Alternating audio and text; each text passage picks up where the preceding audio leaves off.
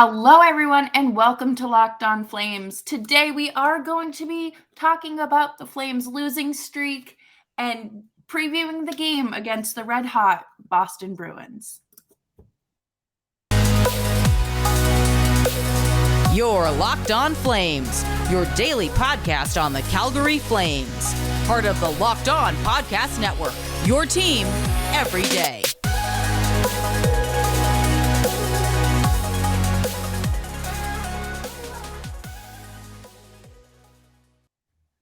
Hello, everyone, and welcome to Locked On Flames. Thank you so much for joining me today, wherever you're tuning in from. If you are new here, hi, hello, welcome. My name's Jess Belmosto, and I'm here with my fantastic co-host, Nick Zararis. And you can find this podcast wherever you get your podcasts, and of course, on YouTube as well. Nick, how are you feeling today? I went to the Flames game last night. I saw firsthand kind of the futility that we're all kind of dealing with right now, and I'm very tired, to be honest with you, Jess. I am exhausted, but I'm very glad we're doing our episode today. We're gonna have some fun. Yeah, when I found out you were going to the game, I was like, wow, what a perfect time to snag you for an episode. And, right in between the Devils and the Bruins, I feel like, you can recount firsthand what you saw. And even though, you do root for the Flames, I feel like you can still watch a game with that subjective eye. And 6 games. 6 games losing streak.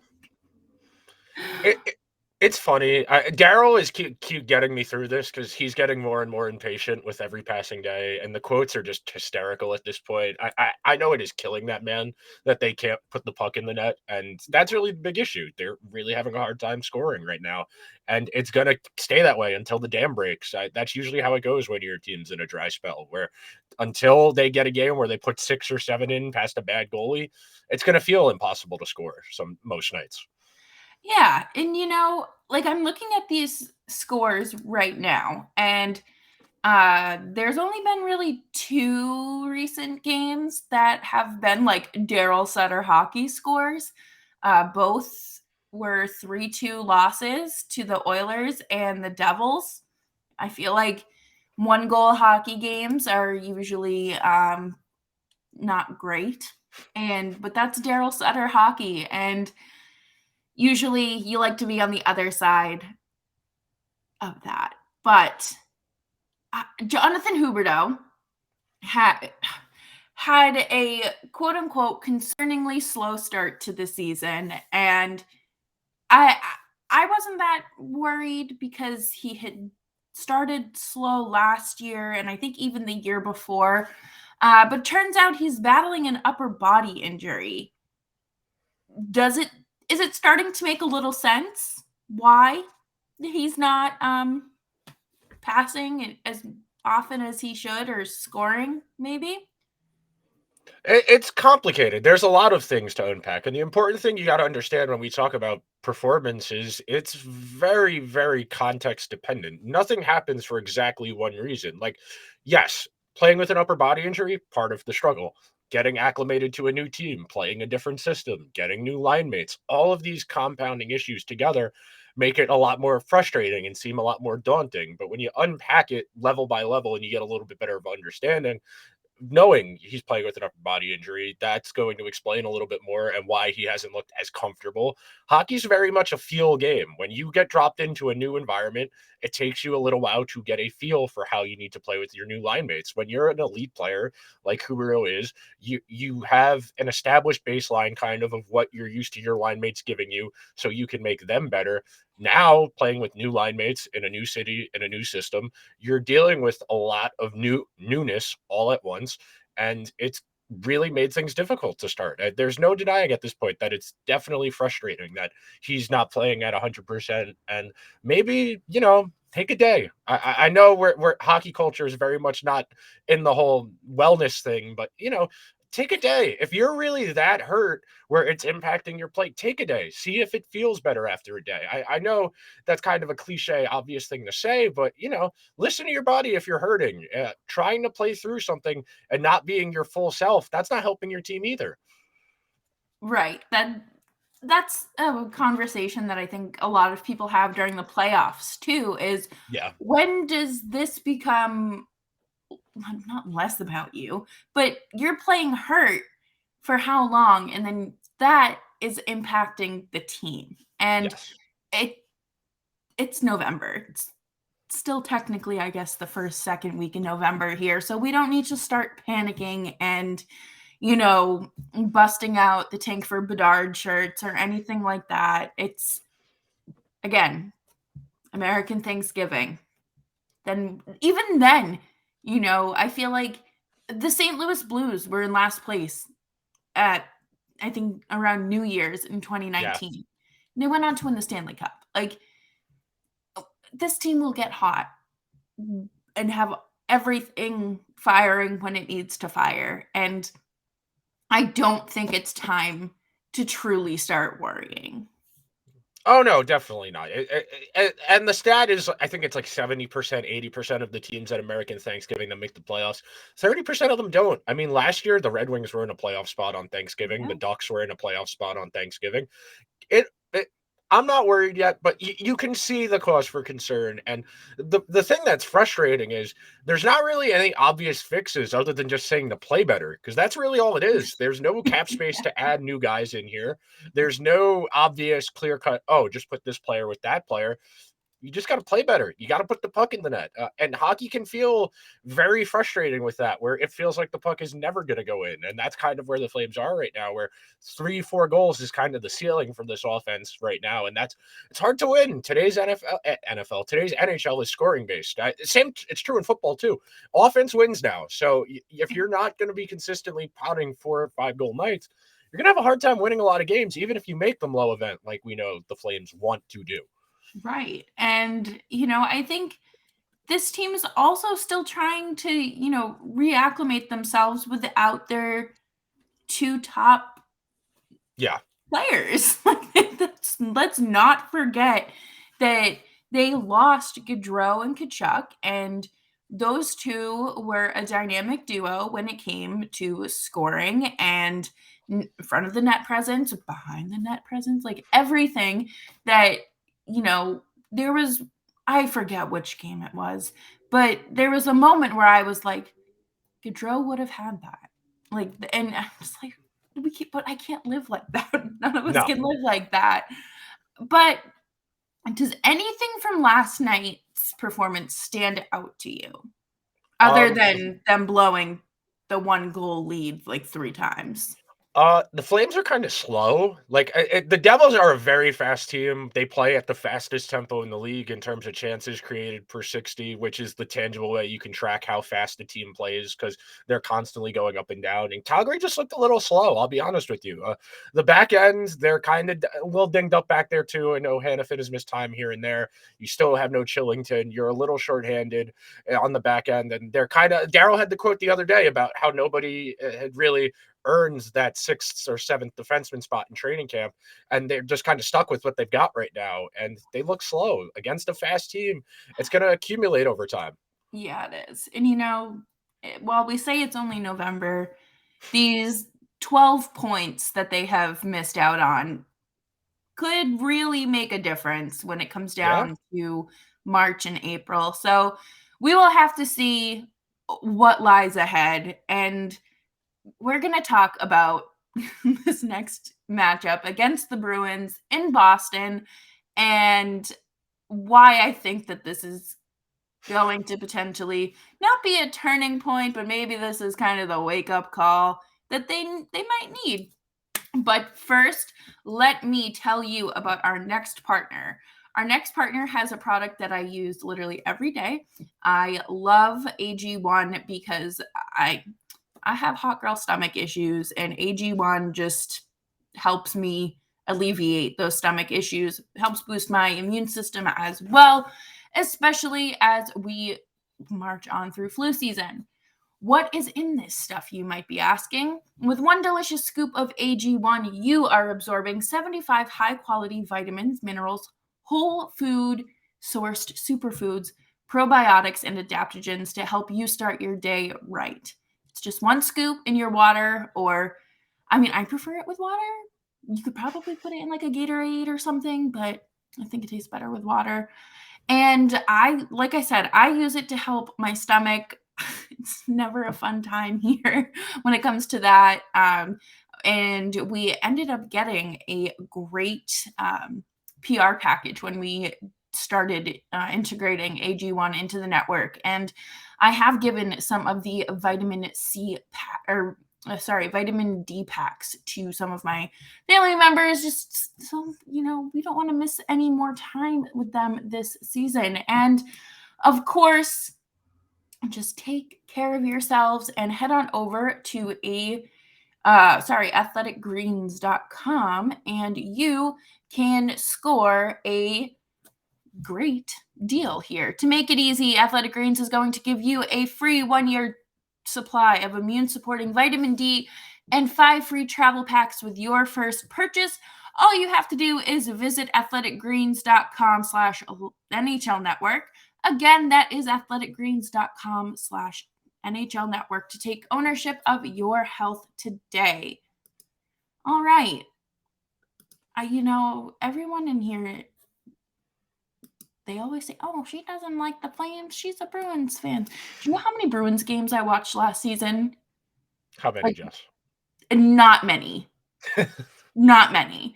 Because I was so excited to be watching the Flames have a historic season. But now, I'm in bed sometimes because the Flames are just killing me. But my God, this East Coast road trip is wonderful for my sleep schedule. It hasn't been too great for the Bruins. I mean, for the Flames. Sorry, Freudian slip there. But looking at these two teams, what is the biggest difference that you're seeing? So, just what jumps off the paper right now? The Bruins put the puck in the net a lot. They are one of the best offenses in the entire league. Their power play is one of the best, if not the best, in the entire league at the moment. Elite defensively, elite penalty kill. And even though they haven't had Jeremy Swayman for about a couple weeks now, Olmark's been one of the best goalies in the league too. The Bruins have always been like this. They're good for a 9-10 game heater. Pretty much every single season they've had this core, but even now with a different coach playing a little bit more of an open-ended style where the defensemen are incorporated more in the offensive zone and what they do. And they still don't have McAvoy back. And McAvoy is, one of the 5 best players, 10 best players in the entire sport. So you're going to drop a guy of that caliber into this team, and really quickly you understand the allure of what one last run with this group would look like for the Bruins. But the one thing I would say about in terms of the Flames in relation to that, this is going to be a challenge. The Bruins are absolutely humming. They dumpstered the Rangers last week in New York, and that was a game that looked relatively close for most of the game. And then in the third period, the Bruins kind of just leaned forward in their chair a little bit. We're like, all right, we'll win this game now. Yeah.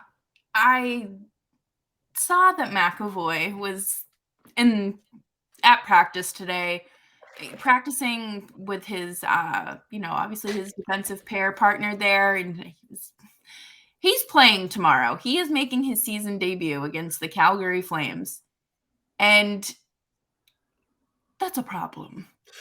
That is a problem for the Flames. It's great for the Bruins, great for, their hopeful continued success here. They're currently 11-2-0, and I am just with a 23 goal differential, by the way. So that I believe that's the highest in the league. That's what it's looking like. And it's going to be a problem. It's going to be a real problem for the Flames if they don't find that speed, if they don't find the ability to just kick it up, get some sort of fire going underneath them and go. There's no urgency with this team, and it is so frustrating to watch.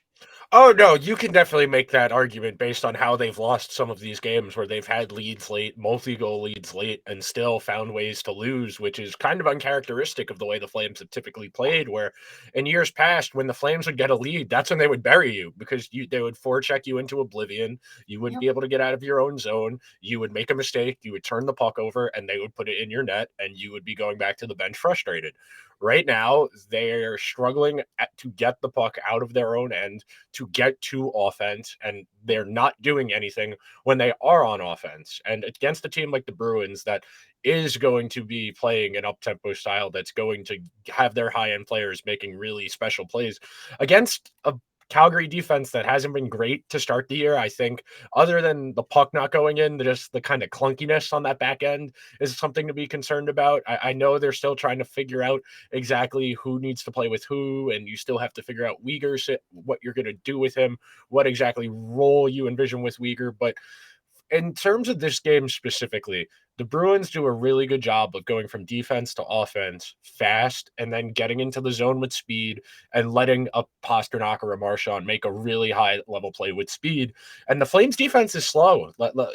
They're slow. They play a lap style in the neutral zone to make up for that lack of foot speed. But a lot of the time, that just results in a faster guy going around them as opposed to slowing them down. And the one thing that has caused them to lose a lot of these games is Yeah. unfortunately the turnovers. They're Yeah. looking like a bakery out there, just serving turnovers left and right. And, to have a 3-1 lead against the Islanders and then blowing it, that's not good. The No. Islanders, they're the fourth best team in the league right now. So obviously, like, you expect some sort of um strong game from them, but you could have snatched that confidence away. And I think that, just based on how these two teams play, you're not going into tomorrow saying, okay, the last time we were here, we won we shut them out 4-0. Let's do it again. You're not doing that. Mangiapane took steps last night in New Jersey, but is he going to be able to start scoring again? Is there what is preventing them from taking these high quality chances versus, oh, let's just shoot the puck from wherever and just hope it lands? So to answer that question, there's a problem a lot of teams run into where when you're chasing the game and you need to find a goal, you start settling for whatever chance you can get because you're trying to score desperately. So you're going to settle for lower quality chances. And Mhm. the Flames are they're a volume scoring team. They need a lot of scoring chances to score because they lost two elite finishers. I mean, last year, and I was looking at these stats might be a little outdated because they're from last week, but they lost two guys who in Gaudreau and Kachuk who were 15% shooters. So 15% of the shots they took went in. You replace that with Nas and with Huberdeau, who are both shooting about 9% right now. There's your there's your difference between the Flames this year and last year. The two high-end guys on the team last year scoring 6% more of the time they shoot than the two guys they replaced them with right now. And when you think about the Flames last year, they were a buzzsaw. They would score in bunches, and it would be really difficult to mount a comeback against them because of the style they played with. Yeah. Right now, to your point, it's very disjointed, it's clunky, and it just doesn't look right. This is not the style of play you've come to assume of a Daryl Sutter team.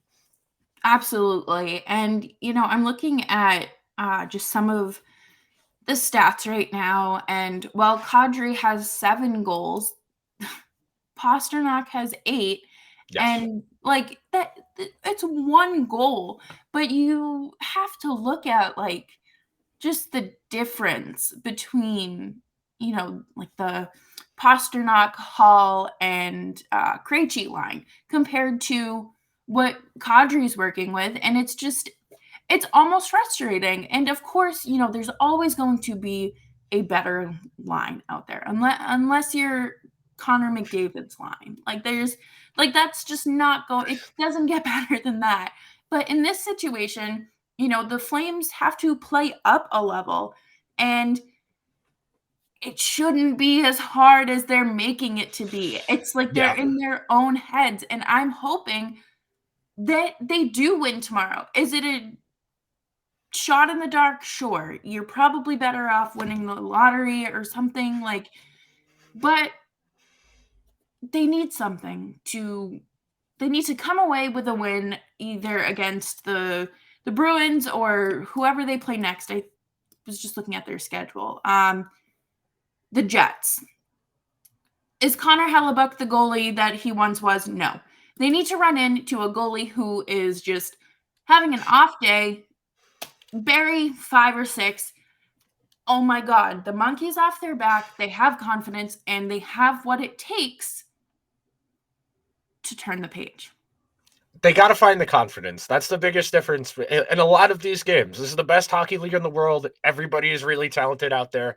In most games, the difference is going to come down to a couple of mistakes, who makes those mistakes, and a lot of those are tied to confidence. You'll notice the defenseman who's made a mistake already be a little bit more jumpy and skittish with the puck. Those little things, when you watch a team on a daily basis, you get a good understanding of where guys are confidence-wise. And right now, the Flames aren't playing with a ton of it.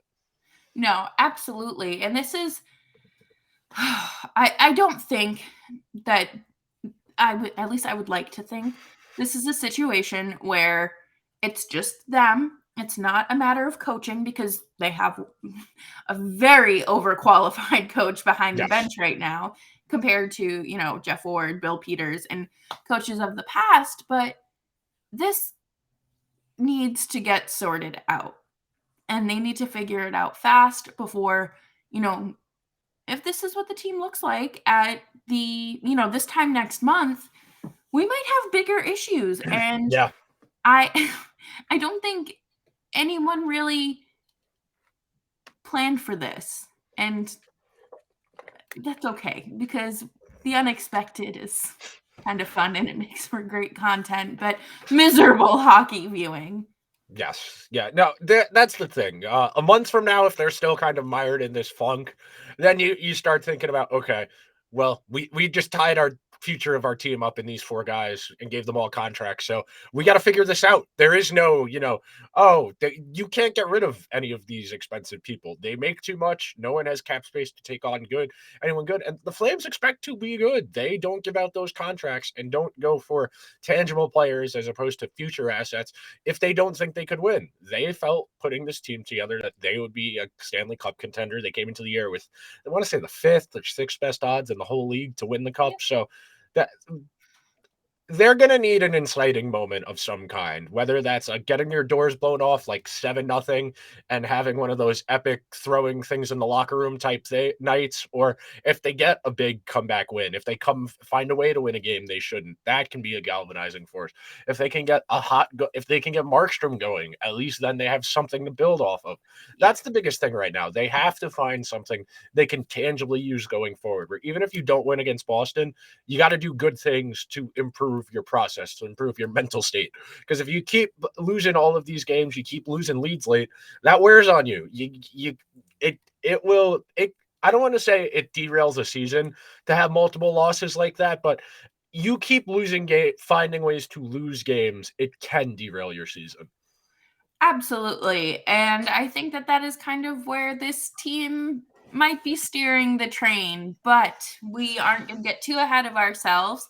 And coming up next, we are going to wrap up the show maybe with some predictions. I think I usually have some sort of reverse jinx going, and I know jinxes aren't real, but whatever. Who cares? Boy, oh boy. This is the game that I look forward to. Usually because I get to go to it, but not this year, and that's fine. Because you know what? I'd have fun either way, but I really don't want to spend $16 on beers and be absolutely hammered watching the Flames get their doors blown off. Like you just said, I don't want to pay for that. I don't. It's not. I'm not okay with that. I mean, there's a reason I haven't been to a Ranger game at the Garden yet this year. It's too expensive. I went to the one game against the Islanders, and that was only because someone was nice enough to ask if I wanted to go. Other than that, I wouldn't have gone to a Ranger game yet this year.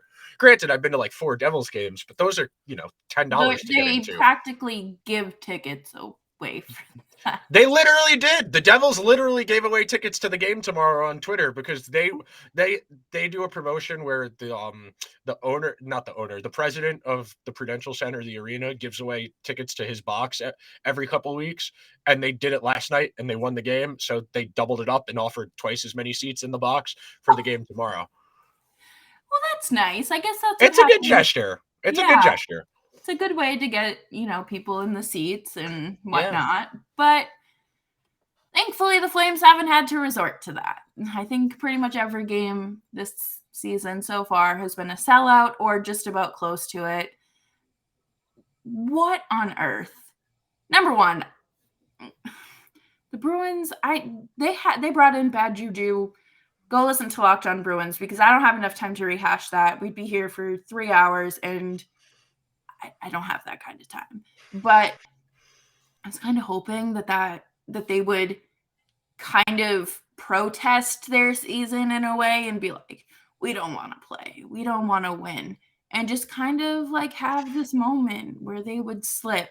They'd slip up. They lost one game and then got right back on track. Can they lose tomorrow? I'm assuming it'll be Olmark because they were off today, so you don't have to worry about going to your third organizational goalie, which the Bruins are on as a backup. The Bruins are they're clicking right now. Everything they do looks very easy. When you have high-end players throughout your lineup, bringing Krejci back, massive difference in that second line, especially because they've kind of been last year they were kind of stuck where Charlie Coyle was their next center organizationally depth-wise. He's not a second-line center in today's NHL. He's a good player. He's a solid depth guy. If he's your third center, you're in okay shape. But to be your two, that's a little bit daunting. And then they've kind of – when you think about the way they've played so far this year, that first line is absolutely clicking. And then putting Pasta on the second line to kind of distribute the scoring and mitigate the problems they've had in years past where if only Bergeron, Pasta, and Marchand are scoring, no one else is. Now they've kind of alleviated that. They have scoring from two lines. The third and fourth line are moderately pretty good in terms of chances for and against, which is really all you need, and the occasional depth scoring. I mean, I know DeBrusk had a goal the other night. They finally seem to have gotten him going right. And McAvoy probably back tomorrow too, which is just, icing on the cake for what was already a difficult game. I mean, the Bruins are humming without one of the best defensemen in the entire sport. You drop him in there and you get him and Lindholm on the same page, clicking like they were before Lindholm got hurt last year. That's a really good defensive pair. That's a really strong pair. And it makes everybody else better because you get to slide everybody down one spot in your lineup. Yeah, absolutely. And, I think that this is going to be a challenge for the Flames. I think what they should do is obviously score more goals. That is obviously key to winning a hockey game. But they need to look at themselves and say, we're obviously a different team than we were last year. We have a ton of roster changes rather. But we are a stronger, deeper team. And we need to find it within us to find the back of the net. To not be sloppy with how we're carrying the puck. Do not generate these silly little turnovers in the neutral zone that are just going to cost you the game. If you can limit the turnovers, then I am confident that this will not be They won't be slaughtered. They won't be slaughtered. But I do think that this is going to be a tough game to win. I think that they should leave the Bruins a present by leaving Lucic and his contract in the locker room and say, oh my gosh, like you're welcome. Thank you for hosting us. And hopefully just, leave that dead weight behind. But I don't know. I think my score prediction is 5-2. 5-3 Bruins. I'll probably say 4-2 Bruins. The big thing I want to touch on with this is you can lose and still play well in a game. Right now the Flames aren't playing particularly well and losing. So even if they do go and lose against the Bruins, It's important you get going in the right direction, even if you do lose. You gotta put a slide on. You gotta put a stop to the slide. The mistakes, that is something that is preventable. The turnovers, that is something you can correct. You can change without having to do anything drastic. It's mental right now, and if they're going to turn this around, it starts with the little things. Hockey's a very complicated sport. There are a lot of things that happen during the course of the game. You got to keep adding up small victories here and there. You got a clean zone exit, great. Get the puck in deep, go get it back, win it back. That's another win. You got to win every shift when you're when you're struggling like this, when you're in a slump. You got to think of it one shift at a time until it starts going your way.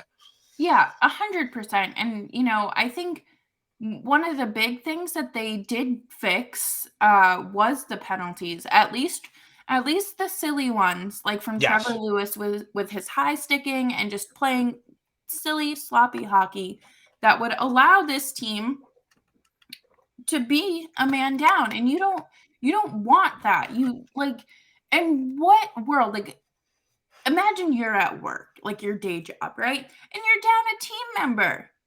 That's extra work for you, not just for 2 minutes, but for 8 hours. And that's kind of, if you have to if you need a little help figuring out why being on the PK is bad, that's why. You never want to be short-staffed. You don't want to go somewhere where they're short-staffed and it takes forever for your food.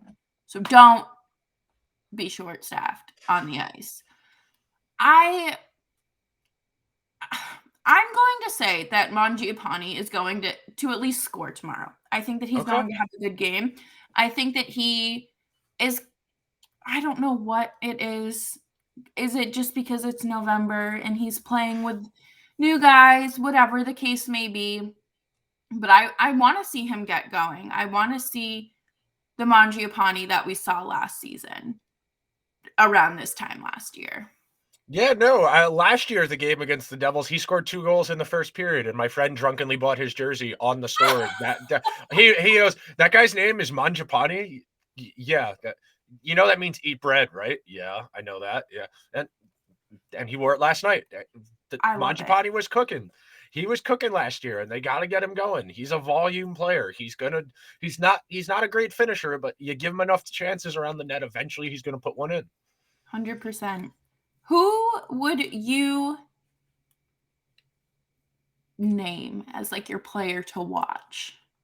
They got to get the back end going. So I would say one of the defensemen. I'll say Hanifin because I enjoy watching Hanifin play. They got to clean up the back ends. If they can get that right, at least you're not behind the 8 ball from the jump. If you're cleaned up, you clean up the little things, the turnovers and the in zone stuff. That's correctable. That's the stuff you need to work on. And you expect Hanifin to be that guy for you. He's a very talented hockey player, but they got to figure some tangible. They got to get progress. That's all I'm asking for. You don't need to go out and win. Little bit of progress, clean passes, crisp passes, making one extra pass to get a better scoring chance as opposed to shooting from the top of the circle without a screen. You got to change it up. When something's not working, you can't keep doing it or you're going to go insane like we kind of are right now. Yeah, seriously. Also, this is Noah Hanifin's return to his hometown. Yes. I believe it's a contract year for him as well, or maybe not a contract year, or he's coming up on one. So put on a good performance for the sake of the people spending their Thursday evening at TD Garden, but also us. For us, so we have something to yes. do. Yeah, like selfishly us. But I think that'll do it for today's episode. Nick, do you have anything you want to add before we head out? Go Flames, go. That'll do it for us here at Locked On Flames. As always, you can find the show wherever you get your podcasts, and we are free across all platforms and on YouTube as well. And you can follow me on Twitter at Jess Belmosto and Nick at Nick Zararis. Can you spell your last name for me? Sure. Zararis. I was going to forget a vowel. I'm sorry. It's fine. But that will do it, and we will see you hopefully after the Flames win on, I guess, technically Friday morning. Yes. All right. Yeah. All right, everyone. We'll see you later.